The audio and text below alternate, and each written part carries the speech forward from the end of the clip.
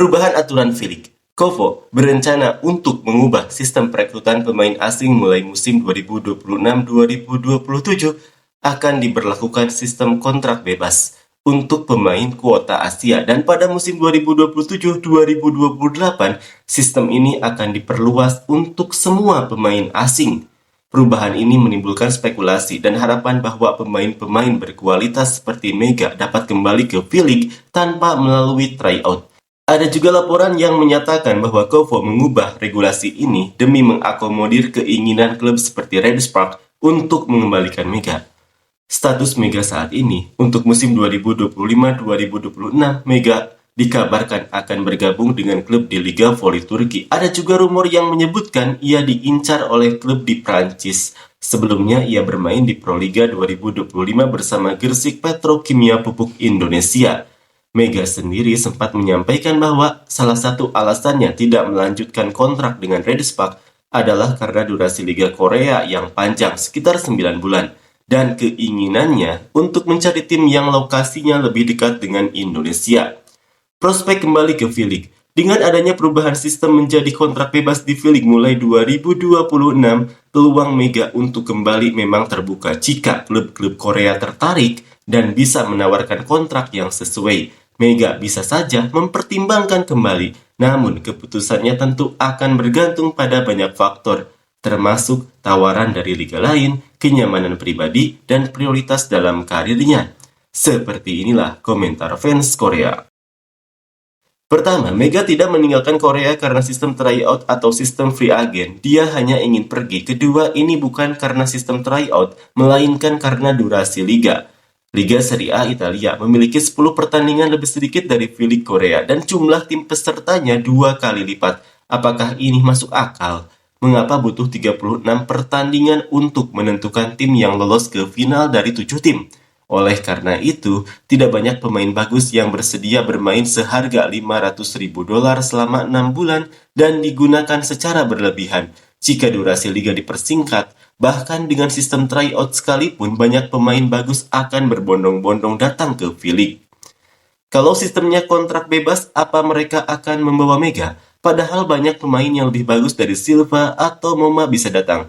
Dia memang bermain bagus, tapi tinggi badannya kurang, dan dia hanya bagus di antara pemain kuota Asia.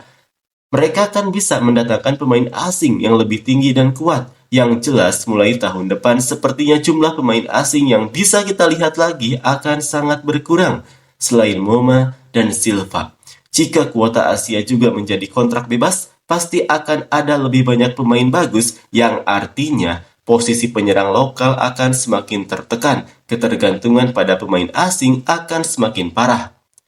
Tim-tim yang punya banyak uang, cepat tanggap, dan punya informasi bagus pasti akan merekrut pemain-pemain top. Sebaliknya, tim yang tidak berinvestasi akan kesulitan tanpa bantuan pemain asing dan akan semakin terpuruk.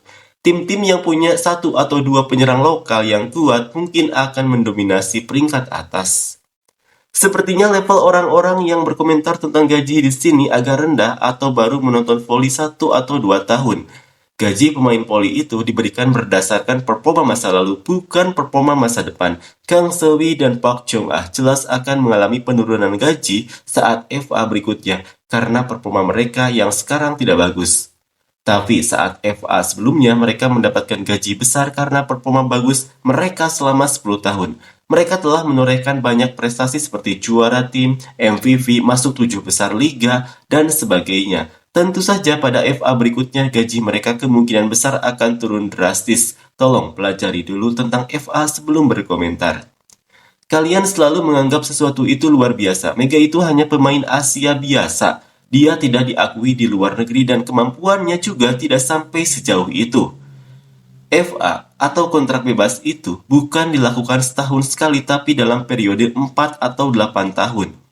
Pemain asing memang memperbarui kontrak setiap tahun karena mereka dikontrak per tahun, tapi pemain lokal harus bermain di satu tim selama 8 tahun setelah lulus SMA. Setelah itu barulah FA terbentuk. Dan pemain asing pun di liga manapun di dunia kecuali Turki dan Tiongkok tidak ada yang gajinya lebih banyak dari Korea, Jepang, Yunani, Amerika, Brazil, Italia, bahkan tidak ada yang menerima lebih dari $200.000. Coba cek yang benar. Korea membayar 300 ribu dolar. Gaji itu bukan berdasarkan masa depan, tapi berdasarkan musim lalu. Saya tahu Kang Sewi dan Pak Chong Ah sekarang bahkan tidak sepadan dengan gaji mereka. Tapi memang begitu kontrak FA, saat mereka menandatangani kontrak FA, mereka adalah pemain yang mendominasi segalanya, juara, MVP hingga posisi 7 terbaik. Pada saat itu mereka memang punya kemampuan sebesar itu, makanya mereka mendapatkan gaji tinggi di FA. Apa Anda baru-baru ini menonton voli? Gaji itu tidak diberikan berdasarkan ekspektasi masa depan, tapi berdasarkan performa di musim lalu. Setelah diberlakukannya sistem kontrak bebas di masa lalu, apakah kemampuan pemain lokal meningkat? Sama sekali tidak. Sekarang saat melihat pertandingan tim nasional, kalian mengkritik bahwa kemampuan mereka menurun, tapi malah meminta kenaikan gaji melalui kontrak bebas. Apakah Jepang membayar gaji pemain asing dengan sangat tinggi? Pola pikir seperti ini pada akhirnya hanya akan mengarah pada bola voli yang mengandalkan satu atau dua pemain saja. Saya adalah penggemar Mega saat dia bermain cemerlang di Liga Domestik, tapi banyak yang membicarakan Megawati di mana-mana. Saya jadi tidak tahu kebenarannya. Ada juga cerita bahwa Megawati kembali ke negaranya dan setelah menonton pertandingan Liga Champions kemarin, dia menyebutnya manipulasi untuk pemain tertentu dan menyangkal voli Korea. Apakah itu benar? Saya berharap itu tidak benar, tapi jika itu benar, saya rasa Megawati tidak bisa bermain di liga kita. Kovo masih belum sadar juga gaji pemain putri 300 ribu dolar dan 150 ribu dolar sudah paten. Ini omong kosong macam apa?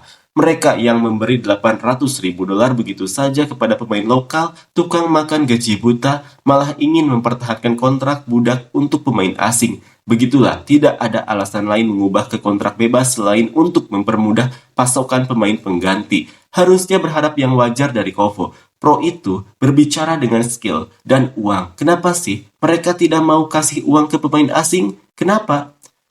Mega jangan datang ke Korea, jangan merusak suasana, tetap saja di negaramu. Dua pemain asing yang makan gaji buta tidak berkontribusi lebih banyak daripada pemain yang tampil bagus. Meskipun di tahun pertama gajinya sedikit, saya pikir sebaiknya gaji pemain asing dinaikkan banyak mulai tahun kedua. Tapi itu karena kita hanya mengingat pemain yang bagus. Padahal ada banyak pemain asing yang makan gaji buta dan bahkan tidak mau bermain. Itu salah satu alasan kenapa dalam satu musim hanya sekitar 2 atau 3 pemain asing saja yang teringat, sisanya tidak. Dan kita juga harus memikirkan kenapa banyak tim yang mengganti pemain asing di tengah musim. Bukankah seharusnya mulai tahun depan yang datang itu pemain asing bukan pemain kota Asia? Jadi tahun depan mereka akan melakukan tryout lagi. Mega, kembali ke Indonesia. Apakah kau sudah lupa apa yang kau katakan saat wawancara?